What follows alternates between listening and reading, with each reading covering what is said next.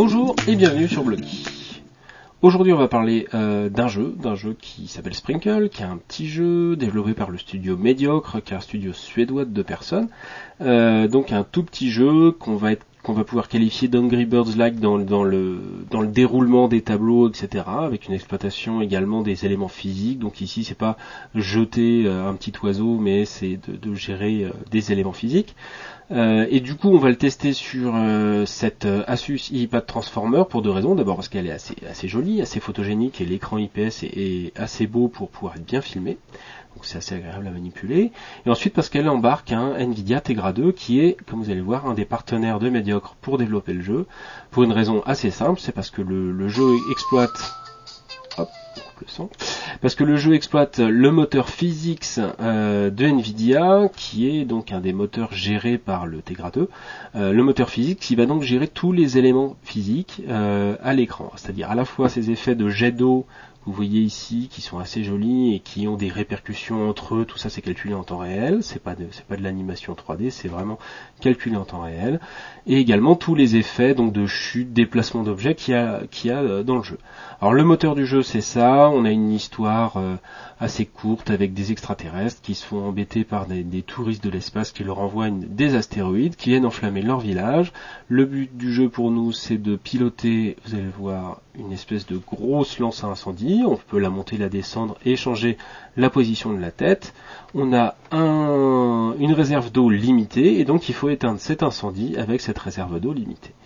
Et tout l'aspect du jeu, tout ce qui en fait vraiment un truc assez sympathique, c'est cette gestion physique qui permet d'avoir un rendu très réaliste, vous le voyez ici, des événements et de l'eau à l'écran.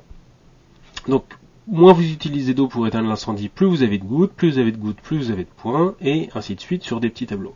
C'est en ça que ça ressemble à Angry Birds. On a une gestion à la fois, donc un calcul physique à faire, estimer un petit peu non pas la distance, la hauteur où jeter un oiseau, mais cette lance à incendie, et donc ce système de niveau étape par étape, on a plein de niveaux, etc. Je vais vous mettre du son pour que vous puissiez vous rendre compte de ce que ça donne. Et on va faire un autre niveau, je sais pas, au hasard. Hop. Donc voilà. Ici, on va avoir une double gestion donc de l'incendie. On va d'abord devoir déplacer ce gros glaçon, le repousser,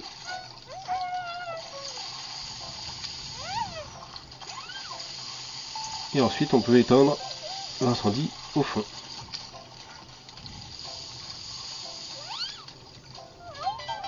Voilà, donc moins on utilise d'eau, plus on a de points, et ça donne quelque chose d'assez sympa au final. C'est très très fluide, très agréable, et les effets sont vraiment très réussis. Alors si les effets étaient seulement très réussis, ce serait pas forcément très intéressant. Ce qui est vraiment bien, c'est que la gestion donc de tous ces événements, toute cette eau, etc., permet d'avoir vraiment une bonne prise en main du jeu. Et donc on arrive très vite à des choses assez compliquées et qui sont, ma foi, assez logiques à gérer. Donc par exemple, on a un incendie là-haut, et pour l'atteindre, il faut vraiment réfléchir à comment l'eau va circuler dans le circuit. Et s'adapter donc à tout ça.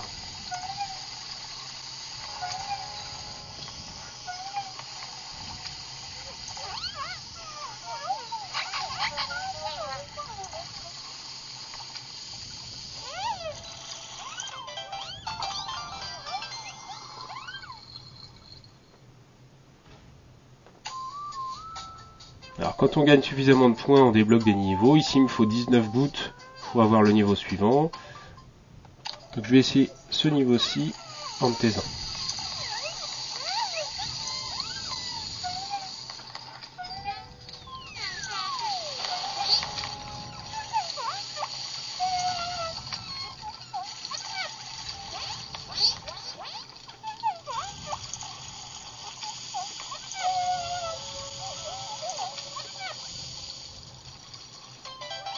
Voilà, alors je sais pas si vous avez bien vu, mais donc pour gérer ce niveau, il faut non seulement envoyer de l'eau avec une certaine force à un certain endroit, mais ensuite il faut arrêter d'envoyer cette eau pour qu'il y ait un retour de vague qui vienne éteindre une partie de l'incendie qu'on peut pas atteindre.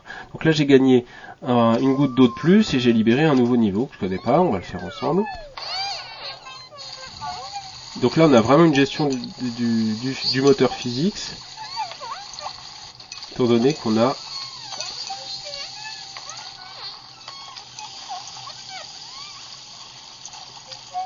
la gestion de cette grosse bille.